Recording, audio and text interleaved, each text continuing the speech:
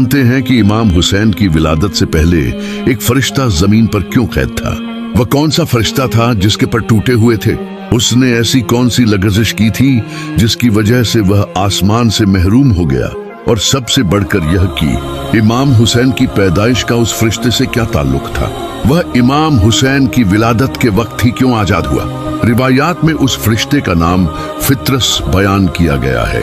कहा जाता है कि फित्रस उन फरिश्तों में शामिल था जो अर्श-ए-इलाही के कामों पर मामूर थे, मगर एक मौके पर उससे ताखीर हो गई। या अल्लाह, मैं शर्मिंदा हूँ।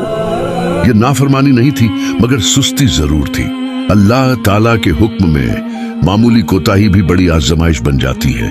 चुनांचे फित्रस के पर ले लिए गए और उसे जमीन के एक जजीरे में भेज दिया गया। सदियों तक फित्रस उसी हाल में रहा, न आसमान, न परवाज, न वह मकाम जो कभी उसका था, बस इबादत, नदामत और इंतजार। फिर वह दिन आया जब मदीना की फैजा बदल गई, जब हजरत फातिमा जहरा के घर नूर ने जन्म लिया, जब इमाम हुसैन अलैहिस्सलाम दुनिया में तशरीफ लाए। अल्लाह ताला ने जिब्राइल अमीन को हुक्म दिया कि 1000 फरिश्तों के साथ जमीन पर जाए और रसूल ए खुदा को इस अजीम नेमत की मुबारकबाद दे। जिब्राइल जब जमीन की तरफ उतर रहे थे तो उनका गुजर उसी जजीरे से हुआ जहां फित्रस बरसों से कैद था। फित्रस ने जिब्राइल को देखा तो बेचैन हो गया।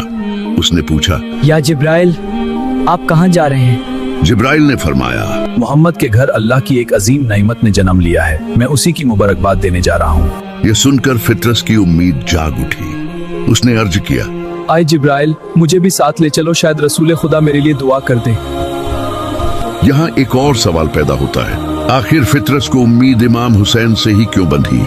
क्या ये इत्तेफाकर था या अल्लाह ने पहले ही इमाम हुसैन को शिफा, रहमत और निजात का वसीला बना दिया था? जिब्राइल फित्रस को साथ ले आए, लेकिन अदब की वजह से उसे बाहर ठहराया गया। तुम यहाँ पे ठहरो, मैं रसूलुल्लाह से इजाजत लेकर आता हूँ। जी कबूल है। रसूल खुदा की खिदमत में हाजिर होकर पहले विलादत की मुबारकबाद पेश की गई, फिर फित्रस का हाल बयान किया गया। नबी करीम ने फरमाया, फित्रस को अंदर ले आओ। जब फित्रस हाजिर हुआ और अपनी दास्तान सुनाई तो रसूल खुदा ने फरमाया, अपने टूटे हुए पर इस बच्चे के जिस्म से मस कर लो। फित्रस ने जैसे ही अपने पर इमाम हुसैन के जिस्म ए अतहर से लगाए, उसी लम्हे उसके पर दुरुस्त हो गए। वह फिर से परवाज के काबिल हो गया। यह सिर्फ एक फरिश्ते की शिफा नहीं थी, यह ऐलान था कि इमाम हुसैन रहमत भी है और वसीला ए निजात भी। फित्रस ने आसमान की तरफ उड़ते हुए कहा, या रसूल अल्लाह, मैं क़यामत तक इमाम हुसैन के ज़ायरों का सलाम उन तक